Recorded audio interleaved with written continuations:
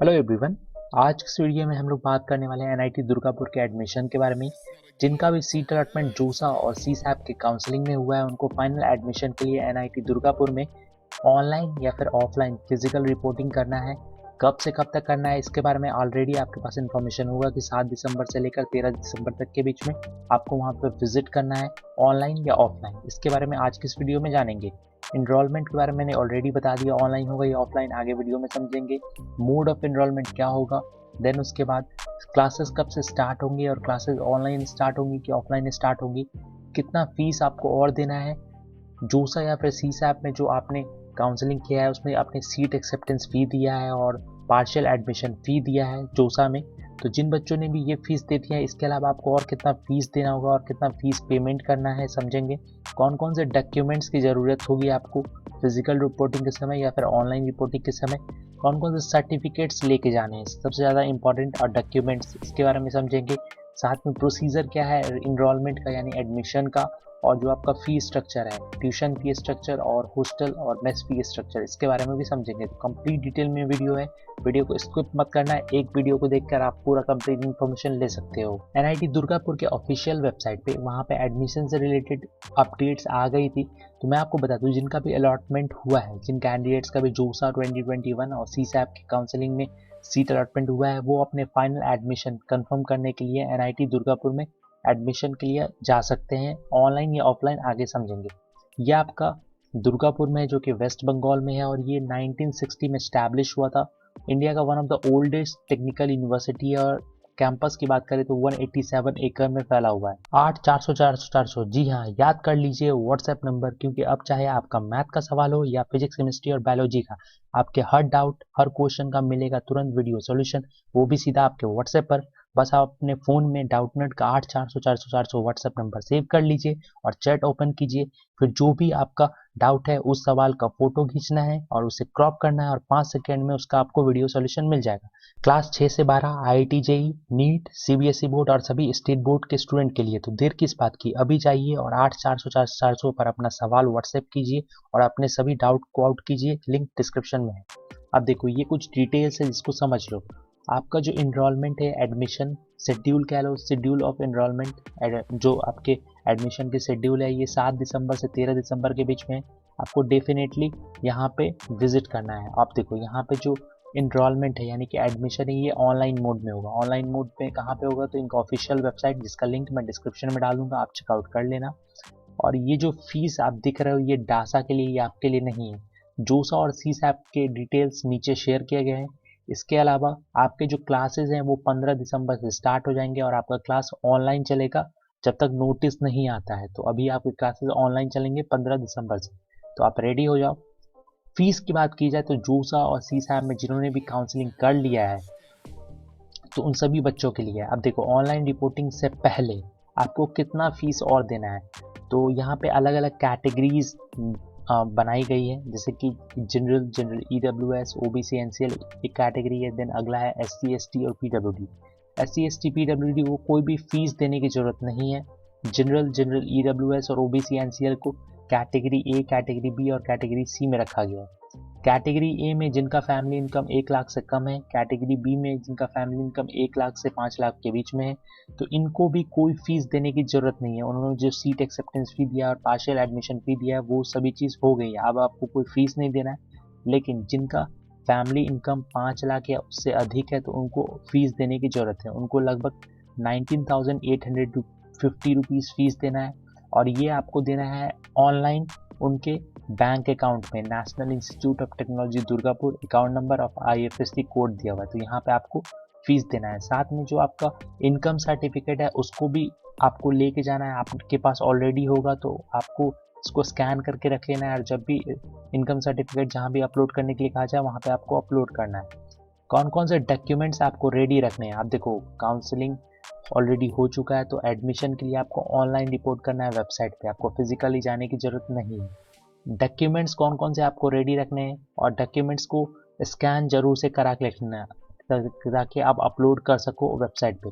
सबसे पहले passport size colour recent photograph, तो आपके रीसेंट फोटोग्राफ होने चाहिए जो कि 500 KB से कम का होना चाहिए। सिग्नेचर स्कैन होना चाहिए 100 KB से कम का, डेट ऑफ बर्थ सर्टिफिकेट या फिर क्लास 10th का मार्कशीट ये आपके पास होना चाहिए as a date of birth certificate, photo ID proof as per government of India.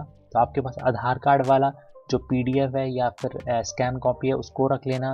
Then JEE Main का score card, online document verification certificate ODVC जो आपने जोसा में करवाया है ऑनलाइन डॉक्यूमेंट वेरिफिकेशन वो सर्टिफिकेट होना चाहिए आपके पास। फाइनल प्रोविजनल अलॉटमेंट लेटर जो कि आपका सीट अलॉटमेंट हुआ है तो वो एक सिंगल पीडीएफ में आएगा तो उसको अच्छे से बना लेना जो कि इशू किया होना चाहिए जोसा और सीसैप के थ्रू।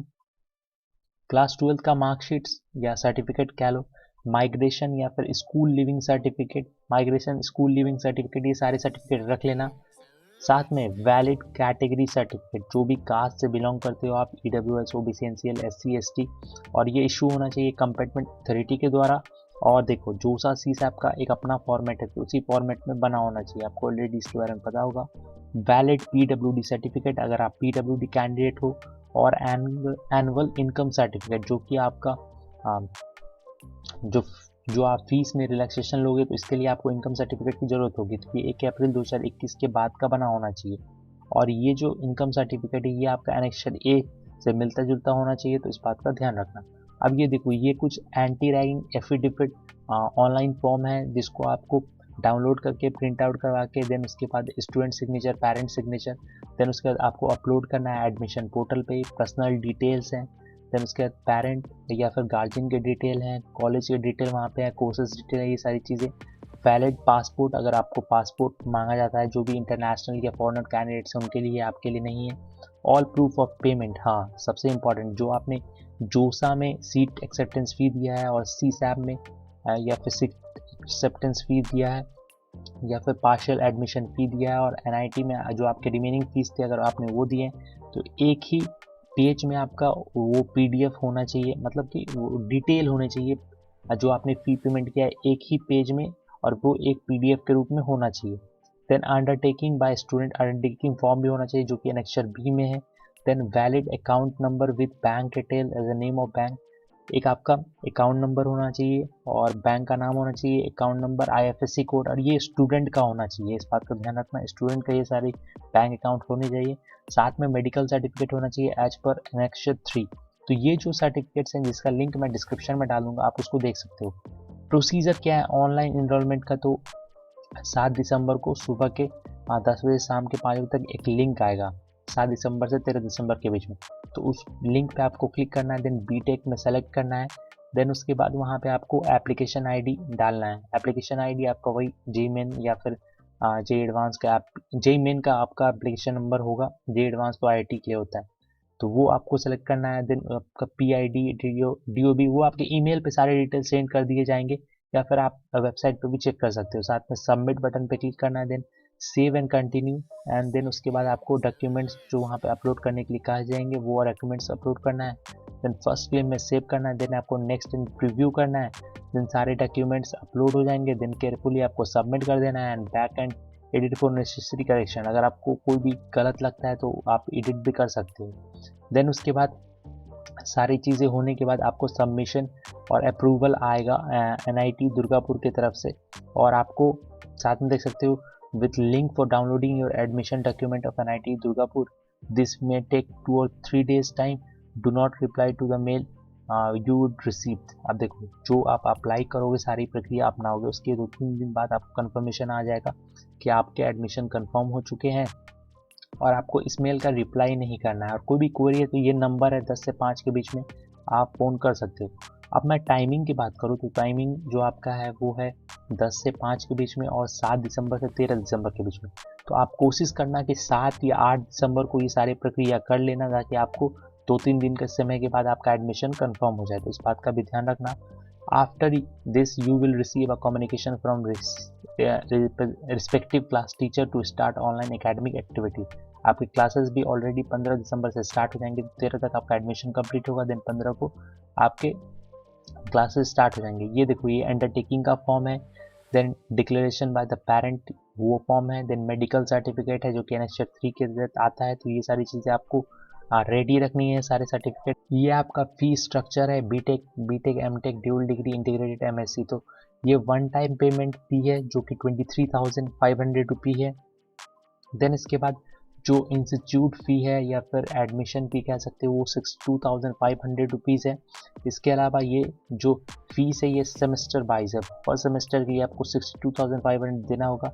अदर इंस्टीट्यूट फ़ी है जिसमें आपका library, computer, student health, examination फ़ी, ये सारी चीज़ों को मिलाकर 5300 है, 5300।